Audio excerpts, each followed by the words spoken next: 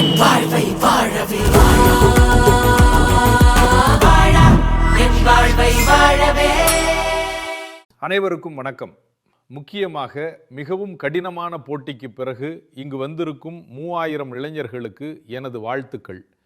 எனக்கு இந்த வாய்ப்பை வழங்கிய மாண்புமிகு அமைச்சருக்கு எனது நன்றிகளை தெரிவித்துக் கொள்கிறேன். நான் இங்கு வருவது குறித்து சிறிது குழப்பத்தில் இருந்தேன். எனது களம் வேறு. இங்கிருப்பவர் பெரும்பாலானோர் என்னை விட 60 வயதுக்கு மேல் இளையவர்கள். நான் சுதந்திர இந்தியாவில் பிறக்கவில்லை.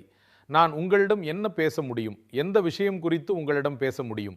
நான் இளைஞனாக இருந்த காலத்தை கூட மறந்துவிட்டேன். நீங்கள் இளைஞர்களாக இருக்கும் இந்த காலம் மிகவும் மாறியிருக்கிறது. ஆனால் ஒன்று மிகவும் பொதுவானது. நான் இளைஞனாக இருந்த போதும் இப்பொழுதும் ஒரு விஷயத்தை மட்டும் நாம் கூர்ந்து கவனிக்க வேண்டும். உங்களுக்கு தெரிகிறதோ இல்லையோ, மிகவும் சிறிய விஷயம், ஆனால் உங்கள் வாழ்க்கையை நிர்ணயிக்கக்கூடிய விஷயம். உங்கள் வாழ்க்கை எதை நோக்கி செல்லும், எப்படி செல்லும் என்பதையும் தீர்மானிக்கக்கூடிய விஷயம். அதுதான் உங்களின் முடிவெடுக்கும் திறன். நீங்கள் அனைவரும் ஒவ்வொரு தினமும் ஏதாவது ஒரு முடிவை எடுக்கிறீர்கள். அது சிறியதாக இருக்கலாம் அல்லது பெரிய முடிவாக இருக்கலாம். நீங்கள் வளர வளர நிறைய விஷயங்கள் குறித்து முடிவெடுக்க வேண்டிய கட்டாயம் ஏற்படும். இந்தியா வளர்ந்த நாடாக மாறுமா? பிரதமர் அவர்கள் போகும் வேகத்தை பார்த்தால் அது தானாகவே ஆட்டோ மோடல் சென்று வளர்ந்த நாடு என்ற இலக்கை அடைந்துவிடும். ஆனால் கேள்வி என்னவென்றால், இந்த வளர்ந்த பாரதத்தை யார் வழிநடத்துவது? எவ்வளவு திறமையுள்ள ஒருவரால் அதை செய்ய முடியும்? ஒரு தலைவரின் மிகப்பெரிய பலம், மிகப்பெரிய திறமை மற்றும் ஆற்றல் என்னவென்றால், அந்த தலைவர் சரியான நேரத்தில் சரியான முடிவை எடுப்பார். அந்த முடிவை தன் முழு நம்பிக்கை மற்றும் செயல் மூலம் நிறைவேற்றி விடுவார். நீங்கள் வளர்ந்த இந்தியாவின் தலைவராக விரும்பினால் அது எந்த துறையாக இருந்தாலும் சரி, சயின்ஸ், டெக்னாலஜி அல்லது செக்யூரிட்டி ஃபீல்டு எதுவாக இருந்தாலும் முடிவுகளை எடுக்க வேண்டிய கட்டாயம் ஏற்படும். இந்த முடிவை எடுக்கும் திறனை இப்போதிலிருந்தே நீங்கள் வளர்த்து கொள்ள வேண்டும். நீங்கள் அனைவரும் நிறைய படிச்சிருக்கிறீர்கள். நீங்கள் இந்தியாவின் துடிப்பான இளைஞர்கள். ஒரு முடிவு எடுப்பது எப்படி என்று நிறைய மோட்டிவேஷனல் ஸ்பீக்கர்ஸ் உங்களுக்கு கற்றுக் கொடுத்திருப்பார்கள். நான் அது குறித்து அதிகம் கூற விரும்பவில்லை. ஒரே ஒரு சிறிய குறிப்பை மட்டும் தருகிறேன். நீங்கள் எந்த முடிவு எடுத்தாலும் அது இன்றைக்கான முடிவாக இல்லாமல் வருங்காலத்திற்கான முடிவாக இருக்க வேண்டும். தொலைநோக்கு பார்வையுடன் முடிவுகளை எடுங்கள். இன்று மிகவும் குளிராக இருந்து நீங்கள் நாட்டை பிரதிநிதித்துவப்படுத்த வேண்டும் என்ற எண்ணம் இருந்தால் இப்பொழுது நீங்கள் எடுக்க வேண்டிய முடிவு நாம் தூங்கலாம் என்பது அல்ல.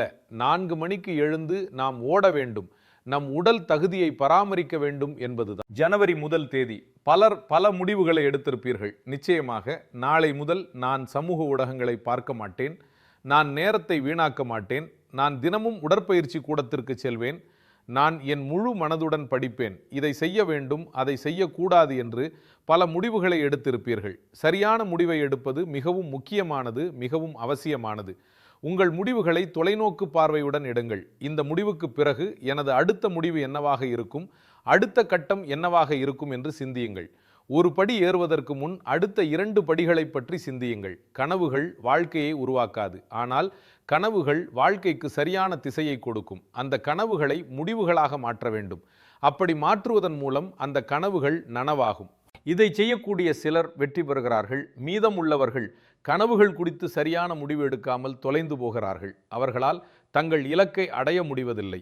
உங்கள் அனைவரிடமும் திறமை இருக்கிறது, இளமையின் சக்தி இருக்கிறது, பெரிய கனவுகள் இருக்கிறது. நான் கடலையும் குடித்து விடுவேன், இந்த உலகையே மாற்றி விடுவேன் என்று சொல்லும் அளவிற்கு உங்களிடம் சக்தி இருக்கிறது. சுதந்திர இந்தியாவில் பிறந்தது உங்களின் அதிர்ஷ்டம். இந்த சுதந்திர இந்தியா இப்பொழுது இருப்பதைப் போல் சுதந்திரமாக இருக்கவில்லை.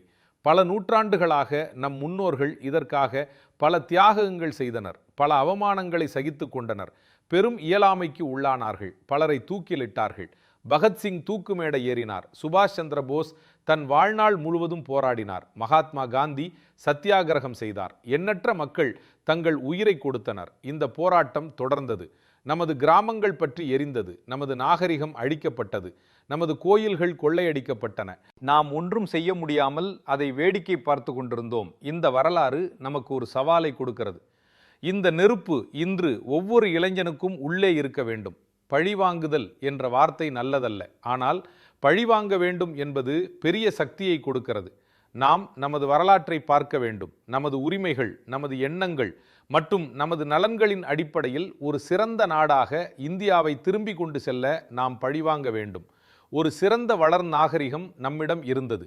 நாம் யாருடைய கோயில்களையும் அழிக்கவில்லை, எங்கும் சென்று கொள்ளையடிக்கவில்லை, எந்த நாட்டையும் தாக்கவில்லை.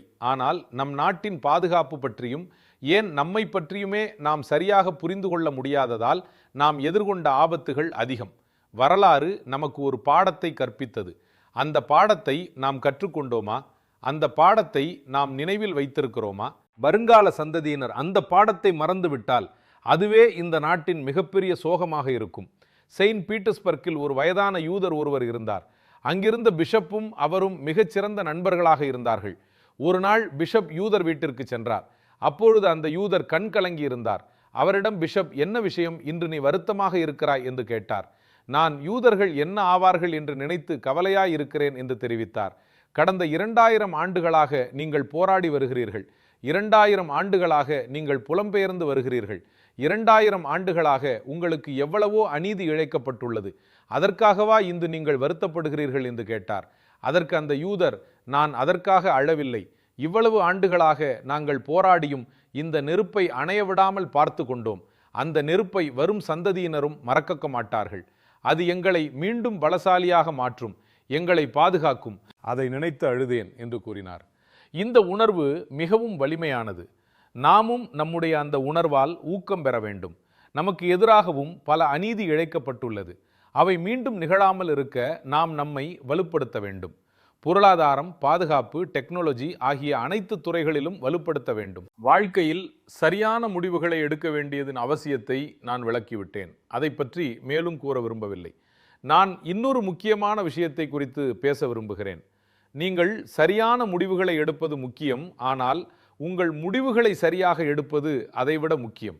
சரியான முடிவை எடுக்க நீங்கள் போராட வேண்டும், உழைக்க வேண்டும், ஆன்மீக ஒழுக்கத்தை கடைபிடிக்க வேண்டும், நீண்ட நாட்கள் தொடர்ந்து போராட வேண்டும்.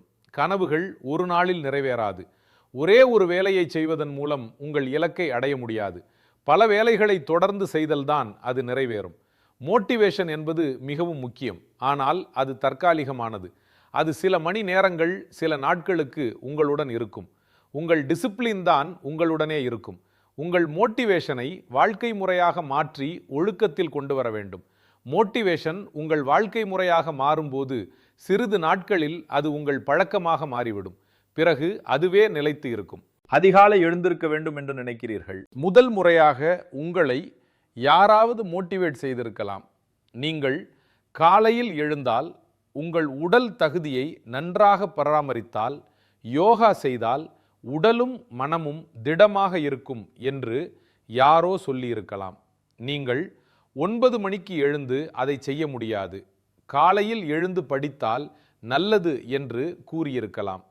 ஒரு 3 நாட்கள் செய்து 4வது நாள் அந்த மோட்டிவேஷன் இல்லை என்றால் செய்ய முடியாது. ஆனால் அதையே உங்கள் டிசிப்ளினாக நீங்கள் மாற்றிக்கொண்டால் அதுவே உங்கள் இயல்பாக மாறிவிடும். எனவே உங்கள் மோட்டிவேஷனை உங்கள் டிசிப்ளினாக மாற்றிக்கொள்ளுங்கள். இது ஒரு முக்கியமான டிப். நீங்கள் ஒரு முடிவை எடுத்தபின் அதற்காக செய்ய வேண்டிய வேலையை தள்ளி போடும் பழக்கத்தை ஏற்படுத்தி கொள்ளாதீர்கள். செய்ய வேண்டிய வேலை ஏதாவது இருந்தால் அதை இப்போதே செய்யுங்கள், இன்றே செய்யுங்கள். நான் ஒரு அரை மணி நேரம் கூட தள்ளி போட மாட்டேன் என்று திடமாயிருங்கள். நீங்கள் ஒரு வேலையை செய்யாமல் தள்ளி போட்டால் அதுவே ஒரு பழக்கமாகிவிடும். வாழ்க்கையில் நல்ல செயல்களை செய்ய வேண்டும் என்ற ஆசை உங்களுக்கு இருக்கும். ஆனால் நீங்கள் அதை தள்ளி போடிக்கொண்டே இருப்பீர்கள். அதை தள்ளி போடாதீர்கள். நம் முடிவை நோக்கி செல்லும் போது இடையூறுகள் ஏற்படலாம். ஆனால் ஒரு நாளும் உங்கள் முயற்சியை விட்டுவிடாதீர்கள். விடாமுயற்சி என்பது மிக முக்கியமான சக்தி. ஒருபோதும் முடியாது என்று மட்டும் நினைத்து விடாதீர்கள். கஷ்டம் வரும், தடைகள் வரும், தொல்லைகள் வரும். நான் அனைத்தையும் தாங்குவேன். ஆனால் ஒருபோதும் என் இலக்கில் இருந்தோ என் பாதையில் இருந்தோ விலகிச் செல்ல மாட்டேன் என்ற எண்ணத்துடன் தொடர்ந்து முன்னே செல்ல வேண்டும். மற்றொரு மிக முக்கியமான விஷயம் என்னவென்றால், உங்கள் மீது நீங்கள் வைத்துள்ள நம்பிக்கையை இழக்காதீர்கள். சுவாமி விவேகானந்தர் சொல்லியிருந்தார், கடவுள் மீது நம்பிக்கை வைக்காதவன் நாத்திகன் அல்ல, நாத்திகன் என்பவன் தன்னை நம்பாதவன். உனக்கு கடவுள் மீது நம்பிக்கை இருந்தால் உன்னையே நம்புவதற்கு கற்றுக்கொள். உன்னை நீ நம்பினால் உன்னால் எதையும் செய்ய முடியும். அந்த சக்தி உனக்குள்ளேயே வந்துவிடும். நான் ஏன் இதையெல்லாம் உங்களுக்கு சொல்கிறேன் என்றால், நீங்கள்தான் எதிர்காலத்தின் தலைவர்கள். நீங்கள்தான் எதிர்காலத்தின் தலைவர்கள் என்றால் சரியான முடிவுகளை எடுக்க வேண்டும். அந்த முடிவுகள் வெற்றிகரமாக இருக்க முழு நம்பிக்கையுடன், முழு அர்ப்பணிப்புடன், முழு உழைப்புடன், முழு ஈடுபாட்டுடன் நீங்கள் செயல்பட வேண்டும். நான் இதை கூறுவதற்கு இன்னொரு காரணமும் இருக்கிறது. இது சரியா இல்லையா என்று என்னால் சொல்ல முடியாது. ஆனால் இது என் 81 வருட வாழ்க்கையின் அனுபவம். உங்களை தவறாக வழிநடத்துவதை விட பெரிய பாவம் எதுவும் இருக்க முடியாது. நான் உங்களிடம் ஒரு விஷயம் சொல்ல விரும்புகிறேன். இது எனது அனுபவம், எனது சொந்த வாழ்க்கையின் அனுபவத்தின் அடிப்படையில் மட்டுமல்ல, ஆயிரக்கணக்கான மக்களுடன் நான் பெற்ற அனுபவமும் கூட. நீங்கள் ஒரு முடிவை எடுத்து அதை நோக்கி செல்லும்போது அதற்கு 5 வருடங்கள் கொடுங்கள். 5 வருடங்கள் அந்த முடிவில் உறுதியாக இருங்கள். இந்த வேலையை நீங்கள் 5 வருடங்கள் செய்தால் உங்களுக்குள் ஒரு அற்புதமான சக்தி உருவாகும். அதுதான் உங்கள் மன உறுதி. நான் சொல்வதெல்லாம் நீங்கள் சரியான முடிவை எடுக்க வேண்டும் என்பதற்காகவும், எடுத்த முடிவில் உறுதியாக இருக்க வேண்டும் என்பதற்காகவும், அதற்கான மன உறுதியை நீங்கள் வளர்த்து கொள்ள வேண்டும் என்பதற்காகவும் தான். ஒரு சிறிய கதையை உங்களுக்கு கூற விரும்புகிறேன். நம் நாட்டில் ஒரு தேசிய வாலிபால் வீரர் இருந்தார். அவருடைய பெயர் அருணிமா வர்மா. ஏப்ரல் 11, 2011 அவர் ஒரு வாலிபால் போட்டியில் விளையாடிவிட்டு டெல்லியிலிருந்து லக்னோவுக்கு ரயிலில் தேர்வு எழுத சென்று கொண்டிருந்தார். பாரேலிக்கு அருகில் சில கொள்ளையர்கள் தாக்கினார்கள். அவர்கள் மக்களிடமிருந்து பொருட்களை கொள்ளையடிக்க தொடங்கினார்கள். பெரும்பாலான மக்கள் பயந்து அவர்கள் பொருட்களை கொடுத்தார்கள். அருணிமா வர்மா கழுத்தில் ஒரு சங்கிலி அணிந்திருந்தார். அவர்கள் சங்கிலியை இழுக்க முயன்றார்கள். அருணிமா அதை எதிர்த்தார். கொடுக்க முடியாது என்று போராடினர். அவர்கள் ரயிலில் இருந்து அருணிமாவை கீழே தள்ளிவிட்டார்கள். துரதிர்ஷ்டவசமான சூழ்நிலையை பாருங்கள். அந்த நேரத்தில் மறுபக்கத்தில் இருந்து ஒரு ரயில் வந்து கொண்டிருந்தது. ரயிலுக்கு அடியில் சிக்கி அவரது கால் துண்டிக்கப்பட்டது. அப்பொழுது இரவு 2 மணி. அந்த பாதையில் நிறைய பெரிய எலிகள் இருந்தன. அவை அவரது இறைச்சியை சாப்பிட ஆரம்பித்தன. அவர் வலியால் கத்தினார். ஆனால் இரவு 2 மணிக்கு அந்த பகுதியில் யாரும் இல்லை. காலையில் மக்கள் அங்கு வந்தார்கள். அவரை தூக்கி சென்றார்கள். அவர் ஒரு தேசிய வீரர் என்பதால் டெல்லிக்கு அழைத்து வந்தார்கள். டெல்லியில் All India Institute of Medical சயின்சஸில் அவருக்கு சிகிச்சை அளிக்கப்பட்டது. அவரது கால் முற்றிலுமாக அகற்றப்பட்டு விட்டது. அவர் தனது வீட்டில் முற்றிலும் ஊனமுற்ற நிலையில் படுத்து கிடந்தார். ஆனால் அவர் நான் ஊனமுற்றவர் அல்ல என்று எண்ணினார். நான் எவரெஸ்ட் சிகரத்தை ஏறுவேன் என்று முடிவெடுத்தார். மருத்துவர்கள் இந்த வகையான காலுடன் யாரும் ஏற முடியாது என்றும் அது ஸ்டெபிலைஸ் ஆக பல ஆண்டுகள் ஆகும் என்றும் கூறினார். அதற்கு அவர், அப்படி என்றால் நான் இன்றிலிருந்தே பயிற்சி செய்வேன் என்று கூறினார். மே 13, 2013 அவர் எவரெஸ்ட் சிகரத்தை ஏறினார். ஒரு செயற்கை கால் கொண்ட பெண் எவரெஸ்ட் சிகரத்தை ஏறினார் என்ற சாதனை மட்டுமல்ல, அவரோடு சென்ற குழுவில் முதலில் சிகரத்தை அடைந்தது அவர்தான். அவரிடம் என்ன இருந்தது? பிசிக்கல் ஸ்ட்ரென்த், ஆப்பர்ச்சுனிட்டிஸ், டேலண்ட் இல்லை. அதைவிட முக்கியமான மன உறுதி இருந்தது. அந்த மன உறுதி அவருக்குள் ஒரே நாளில் வரவில்லை. அவர் வாழ்க்கையை குறித்து மக்கள் படித்த போதுதான் தெரிந்தது அவர் சிறுவயதிலிருந்தே தனக்குள்ளேயே அப்படி ஒரு சக்தியை உருவாக்கியிருந்தார் என்று. இந்த 5 வருட அட்டவணையை நீங்கள் அனைவரும் பின்பற்ற வேண்டும் என்று நான் விரும்புகிறேன். நீங்கள் சரியான முடிவு எடுக்க வேண்டும் என்றோ, அந்த முடிவில் நீங்கள் உறுதியாக இருக்க வேண்டும் என்றோ, அதன் மூலம் நீங்கள் வெற்றியடைய வேண்டும் என்பதற்காக மட்டுமல்ல, நீங்கள் அப்படிப்பட்ட அர்ப்பணிப்புடன், ஒழுக்கத்துடன் உங்கள் வாழ்க்கையை வாழ்ந்தால் உங்களுக்குள் மிகவும் வலுவான மன உறுதி பிறக்கும். அந்த மன உறுதி ஒரு பெரிய சக்தி. அந்த சக்தியை வைத்து நீங்கள் நினைப்பதை உங்களால் செய்ய முடியும். அது உங்கள் உடல் ஆற்றல், mental energy, calibre, mental strength அனைத்தையும் பல மடங்காக்கிவிடும். அதற்கு பிறகு செய்ய முடியாத காரியம் என்ற ஒன்றே இருக்காது. ஏனென்றால் உங்களுக்குள் அந்த சக்தி வந்துவிடும். இந்த சக்தி கடவுளால் நம் அனைவருக்கும் கொடுக்கப்பட்டிருக்கிறது. ஆனால் 99% மக்கள் அதை விழிக்க செய்வதில்லை. வெகு சிலரே தங்கள் ஒழுக்கத்தின் மூலம் அந்த ஒழுக்கத்தை தங்கள் இயல்பாக மாற்றுவதன் மூலமும் அந்த சக்தியை விழித்தெழச் செய்கிறார்கள். உங்கள் மன உறுதியை அதிகரிக்கலாம். உங்கள் மன உறுதி தேசத்தின் சக்தியாக மாறும். நாம் ஏன் சண்டையிடுகிறோம்? எதிரியின் சடலங்களை பார்த்தும் அவை வெட்டப்படும் போது அதை பார்த்து திருப்தி அடைய நாம் மனநோயாளிகள் அல்ல. ஒரு நாட்டின் மன உறுதியை உடைக்க சண்டைகள் நடத்தப்படுகின்றன. அவர்கள் மன உறுதியை உடைந்து விட்டால் அவர்கள் எதிரி சொல்வதை கேட்பார்கள், அவர்களை ஏறுக்கொள்வார்கள். அவர்கள் என்ன செய்ய விரும்புகிறார்களோ அதை எளிதில் செய்து முடித்து விடுவார்கள். ஆனால் மக்களின் மன உறுதி பலமாக இருந்தால் அந்த நாட்டின் மன உறுதி பலமாக இருக்கும். இன்று கூட நீங்கள் பார்க்கலாம், நடக்கும் அனைத்து போர்களும், நடக்கும் அனைத்து மோதல்களும் ஏதோ ஒரு நாடு மற்றொன்றின் மீது தனது கருத்தை திணிக்க விரும்புகிறது. அதற்காக அவர்கள் அந்த சக்தியை பயன்படுத்துகிறார்கள். ஆனால் நம் மன உறுதி மிகவும் சக்தி வாய்ந்ததாக இருந்தால் நம்மை யாரும் கைப்பற்ற முடியாது. நாம் எப்போதும் சுதந்திரமாக இருப்போம். ஆனால் அந்த மன உறுதி இல்லை என்றால் உங்கள் ஆயுதங்கள் அனைத்தும் வீண்தான். அதற்காக தான் சரியான தலைமை தேவை. நாம் மிகவும் அதிர்ஷ்டசாலிகள்.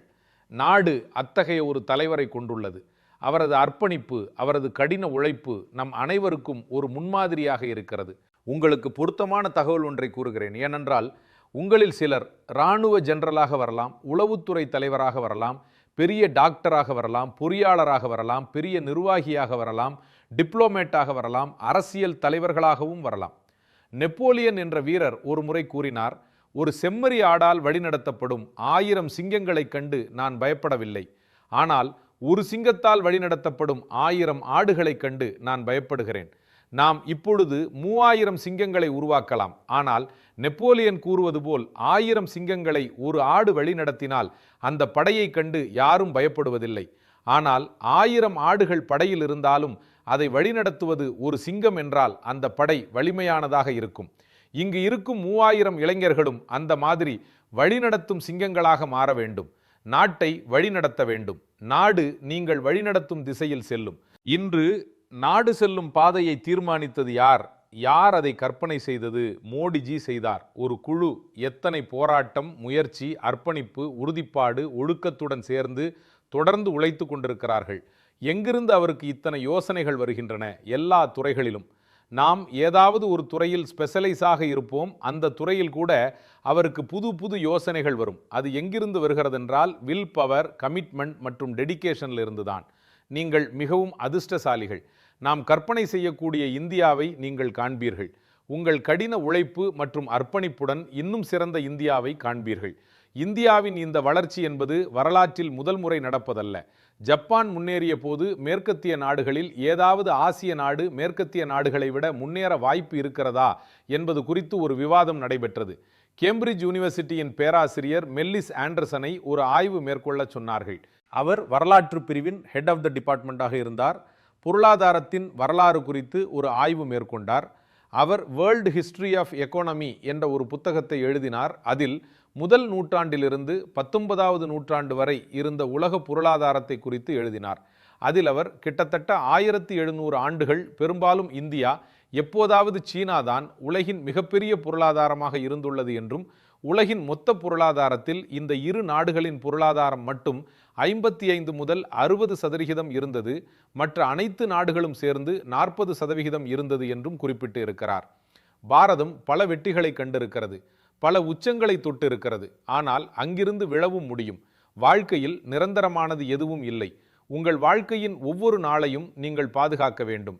இது ஒரு நிரந்தர போராட்டம். நம்மை ஒவ்வொரு நாளும் பாதுகாப்பது எவ்வளவு முக்கியமோ அதேபோல் இந்த நாட்டை பாதுகாப்பதும் முக்கியம். இது ஒரு தொடர்ச்சியான செயல். நாளை ஏதாவது செய்ய வேண்டும் என்று நீங்கள் நினைக்கும் வரைதான் உங்கள் வாழ்க்கை அர்த்தமுள்ளதாக இருக்கும். நாளை செய்ய வேண்டியது என்று உங்களிடம் எதுவும் இல்லை என்றால் உங்கள் வாழ்க்கை பயனற்றதாகிறது. நாளை இதை செய்ய வேண்டும் என்ற ஒழுக்கம் உங்களுக்குள் மன உறுதியை கொண்டு வரும். அதற்கான சக்தியும் நேரமும் கூடி வரும். நீங்கள் செய்து முடிப்பீர்கள். நீங்கள் இந்நாட்டின் வருங்கால தலைவர்கள். உங்கள் அனைவருக்கும் என் மனமார்ந்த வாழ்த்துக்களை தெரிவித்துக் கொள்கிறேன். நன்றி.